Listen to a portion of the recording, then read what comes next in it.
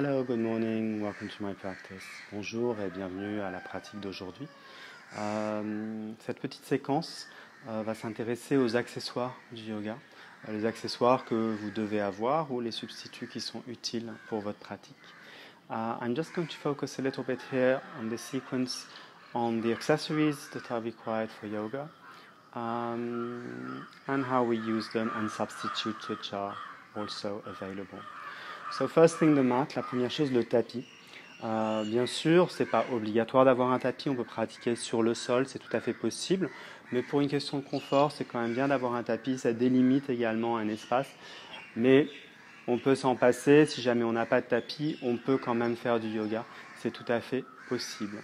So the mat is extremely important, but at the same time, if you don't have a mat, you can very well practice on the floor. What's important is to have a stable surface, a hard surface, but of course the mat will help reduce the discomfort of being on a too hard surface. The other advantage of a mat when you are a beginner is that you don't slip, but at the same time some mats do slip. So choose a mat which is convenient for you, one which does not slip too much, but if they're not slipping at all, then it also becomes uncomfortable because sometimes you need to slip along the mat, and if it's like too cold, well, it's like such a non-slip surface, then it becomes uncomfortable. Donc le choix du tapis, bien sûr, c'est la notion en fait de pouvoir glisser ou pas sur le tapis. Dans un premier temps, c'est bien de regarder un tapis qui ne va pas glisser de trop, mais en même temps, s'il est trop antidérapant, ça peut aussi être un inconvénient. Ici, j'utilise des tapis en mousse normaux, quoi. C'est pas ce qu'il y a de mieux. Il y a des tapis en caoutchouc naturel que moi je trouve très agréables. Et donc voilà, les tapis en liège sont très lourds, mais bon, voilà, à chaque personne de trouver le tapis qui lui convient. In terms of different mats, I personally use back home natural rubber mats. I feel they're really good. They don't slip too much, so they're quite good. Cork is extremely heavy, and here I just use a basic plastic type of mat, which is not wonderful, but it's okay. The problem with these plastic mats is that the sweat is not absorbed, it stays on it, so then you can slip on that. So there we are. So that when it comes to the mat. Donc pour le tapis. Sometimes the mat or the floor is too hard. Des fois, le tapis ou le sol est trop dur. Donc ce que moi je me suis fabriqué ici, c'est des petits blocs en mousse. So when the ground is too hard, sometimes for your knees, if you're doing lunges or stuff like that, it can be painful. Even for your feet, it can be painful. So I've made myself like these little foam cushions. So it's just a square of foam, and I just made this little cover that goes on top of it. Donc oui, si on veut être sur ses genoux ou même pour des fois protéger le coup de pied ou des fois on a des douleurs, donc ces petits supports en mousse sont pas mal. They're also very good for the head if you want to have some kind of head support. Some people are very much with their head going forward a lot, and before the head goes back, we shouldn't pull it back. It should happen slowly. We can or we should actually use a headrest, because otherwise the tendency is that the neck will go back like this, which is really not good when you're lying down on your back. Donc oui, pour les gens qui ont un cou qui va trop vers l'avant, le temps que le cou se repositionne correctement, peut-être qu'il se repositionnera jamais, autant utiliser un petit coussin. Il ne faut pas tirer le cou en arrière parce que d'avoir dans ce cas-là d'autres douleurs qui ne vont pas être superbes. Mais quand vous êtes allongé sur le dos, plutôt que votre tête parte en arrière comme ça et que vous cassiez votre nuque, utilisez un petit support pour le cou, ça peut être utile. Les briques, bricks, blocks. Here I use wooden blocks. Back home I use cork blocks. Foam ones I've tried. I don't like them at all. Donc voilà les briques. Ici j'utilise des briques en bois. À la maison j'utilise des briques en liège. J'ai essayé les briques en mousse et c'est vraiment, pour moi ça me convenait absolument pas. C'est pas stable, c'est pas confortable. Je trouve ça un petit peu dangereux parce qu'on n'a pas cette stabilité. Ça part un peu dans tous les sens. Donc voilà. If you don't have a block, use a book. On peut utiliser un livre, un gros livre.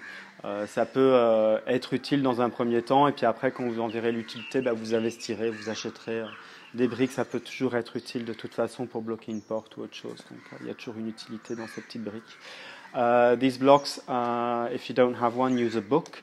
And then when you really understand the importance of these blocks in your yoga practice and even in other practices, and just like to block a door, you'll buy one. Okay, straps. Les sangles. Straps are also important in yoga practice. They help us hold, but at the same time, we shouldn't be pulling on the strap. The strap is just there as a guide.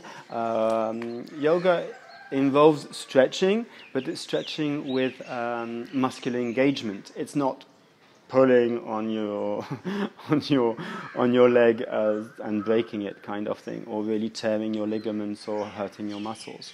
But straps are actually quite important, so it's good to have a strap. If you don't have a strap, a small towel will do, an old t-shirt, yeah, you can, or a scarf basically, that can also be useful. So yeah, just have one at hand, it's always practical. Donc pour la sangle, c'est vraiment très utilisé dans la pratique du yoga pour pouvoir se tenir, pour pouvoir avoir un genre de socle, un genre de support. Donc voilà, donc c'est important à avoir. Si vous n'avez pas de sangle, vous pouvez utiliser une écharpe, vous pouvez utiliser une petite serviette, vous pouvez utiliser un bout de tissu, vous pouvez utiliser une grande chaussette. il y a plein de possibilités. La chose avec la sangle, quand vous l'utilisez, c'est de ne pas tirer comme un malade dessus. Le but, c'est pas de tirer dessus. Le but, c'est d'avoir un socle, un support. Ensuite, tout ce qui est étirement au yoga, on travaille avec un engagement musculaire. Il y a un travail musculaire, il y a un travail de positionnement, il y a un travail de respiration qui fait qu'on s'étire. On n'est pas là pour forcer l'étirement. On est là pour accompagner l'étirement. Et au contraire, si vous commencez à utiliser la sangle pour tirer, vous allez vous faire mal, vous allez peut-être vous déchirer un ligament, faire du mal à un tendon ou à un muscle. Et c'est vraiment pas le but du yoga. Le yoga, c'est de comprendre son corps et de travailler dans son corps, avec son corps, en harmonie avec son corps. C'est pas pour ça que des fois on ne se blesse pas, mais comme au quotidien on se blesse également. Mais c'est d'essayer de prendre conscience des gestes qu'on fait pour essayer d'éviter ces blessures. Et moi, j'essaye vraiment dans mes séquences et dans mes accompagnements, dans mes guides, d'essayer de vous faire en sorte que vous limitiez vos blessures au maximum. Donc attention avec les sangles, mais utilisez des sangles quand même. Un bolster. Donc ça, c'est quand même aussi très pratique. Ça permet de se poser sur un support qui est vraiment confortable.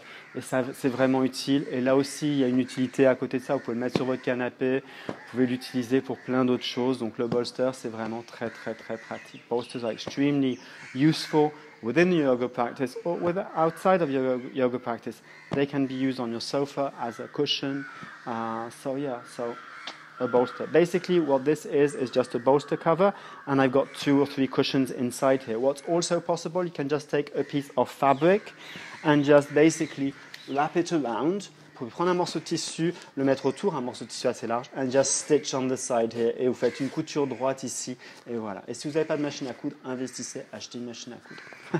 And if you don't have a sewing machine, just invest and buy one. They're extremely practical, and just learn how to do straight lines. It's extremely easy, and it can save a lot of time, money, and you can become a bit creative and makes things like this quite easily. Donc voilà, la machine à coudre, ouais, investissez, ça vous permettra de faire des choses créatives, apprendre à faire des lignes droites, c'est vraiment très facile d'utiliser une machine à coudre simple. Donc voilà. La dernière chose, des couvertures. J'ai pas de couverture ici, mais les couvertures sont très pratiques. The last thing is blankets. I don't have any here, but they are extremely practical. So what I'm using here, I've just got some sheets that I folded and I put them around a mat. This will help sit on a support a bit bigger than a block. It will help also lift up your back. It's really practical. To sit on, to rest on, they're really, really practical. And what's nice about a blanket, you can fold it in different ways, so achieve different heights. And it's not as hard as a block, and a block is quite small also. And it's much more stable than foam also. it's better support for your body. L'utilisation de la couverture, c'est vraiment très utile parce que pour s'asseoir, pour se reposer dessus, pour créer une élévation, c'est vraiment excessivement pratique. Et donc voilà quoi, donc à utiliser. C'est beaucoup plus grand qu'une brique, c'est plus confortable qu'une brique également pour s'asseoir longtemps. Et puis également, c'est mieux que des blocs en mousse aussi, qui sont eux, qui s'adaptent mal au corps. Parce que là, ce qui est intéressant avec une couverture, c'est qu'elle est ferme, mais pas trop. Donc voilà, donc c'est confortable tout simplement comme support et ça peut s'ajuster à différentes hauteurs. Donc voilà un petit peu ce dont on a besoin pour du yoga, mais on peut aussi ne pas utiliser du tout d'accessoires et travailler sans rien, sans tapis, sans rien. Mais dans ce cas-là, adaptez votre pratique en prenant en compte le fait que vous n'avez pas d'accessoires. So yes, you can of course practice without any accessories. Raw style yoga. But then be careful in what you're doing so that you adapt your practice to one without accessories. Sometimes when you can't reach the ground, having a block helps that ground come up higher, and so you're not stressing your body too much, pulling it towards the ground, or basically rounding your back when you should be lengthening your back. Les briques, pour moi, c'est vraiment l'accessoire le plus important parce que des fois, le sol est trop loin et on n'a pas envie de tirer son corps aussi loin que ça, de faire du mal à son corps et d'oublier le fait qu'on est là pour allonger son corps et pas le raccourcir. Et des fois, quand on descend la tête trop loin ou trop bas, on est en train en fait de raccourcir son corps. On a l'impression qu'on l'allonge, mais on raccourcit parce qu'en fait, on arrondit. Et quand on arrondit les choses, on rapproche. Et au contraire, on doit allonger les choses. Donc des fois, ça passe pas.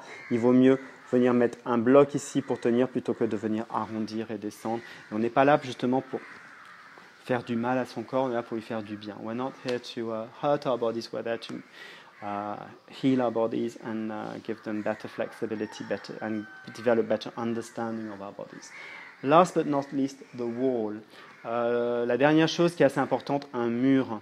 Un mur, c'est assez intéressant pour faire différents équilibres et puis aussi pour pouvoir pousser dessus. Parce que quand on est debout, on a le sol, mais quand on est allongé, on n'a pas le sol, ou quand on lève une jambe, on n'a pas le sol pour pousser dessus, donc le mur peut venir nous aider. The wall can be interesting because when we're standing or when we're seated, we have the floor, which is our support. But when we're standing with one leg up, for instance, well, sometimes we need that wall to push into it. So yeah, so using the wall is essential also in certain balances, headstands, shoulder stands, and also just having your feet up on the wall. Viparita Karani with the wall can be interesting. Many postures use the wall, and also some reinforcement postures use the wall. So there we are. And throughout my sequences, you will see that I'm using the accessories in different ways. So always have them handy or have alternative handy. And if I'm using accessories, I will try my best to offer alternatives to that, or I will label the sequence using specific accessories. So if I'm going to be doing like a specific wall type practice, then I will label it as such so that you know what to prepare. Donc dans mes pratiques, j'essaierai toujours d'indiquer les accessoires à utiliser, comment les utiliser, et puis si vous n'avez pas les alternatives qui sont possibles. Si mes pratiques utilisent que des accessoires, dans ce cas-là, je le ferai savoir pour que vous soyez prévenus et que vous ayez donc le mur ou la sangle ou les briques de disponibles. Mais les briques, honnêtement, à chaque fois, il vous faudra des briques. Et puis un petit support, si jamais vous avez des douleurs, c'est toujours bien à avoir à portée de main. Et puis toujours peut-être un peu des couvertures, mais ça, je ne les utilise pas à chaque fois. Le mur, c'est pareil, je n'utilise pas à chaque fois les sangles, je ne les utilise pas à chaque fois non plus. Voilà. Okay, I hope this was interesting for you and that you will think about your practice now. Considering these accessories, if you have any questions, make the comments. I will gladly answer the comments. And of course, please like and share this channel because that keeps me motivated and sharing with you.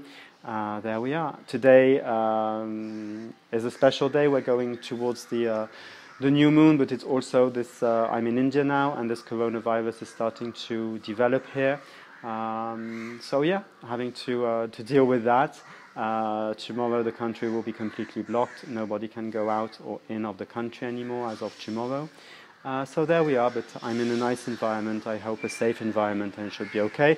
And the other thing I've started, I'm on the day 2 of my first ever fasting, and I'm feeling really great. I'm just doing it with just a herbal tea and a little bit of honey inside so that I don't suffer from the glucose, how do you say, craving too much. And then I'll see if I reduce that glucose in the coming days or not, or just keep it because sometimes our body does need a little bit of sugar.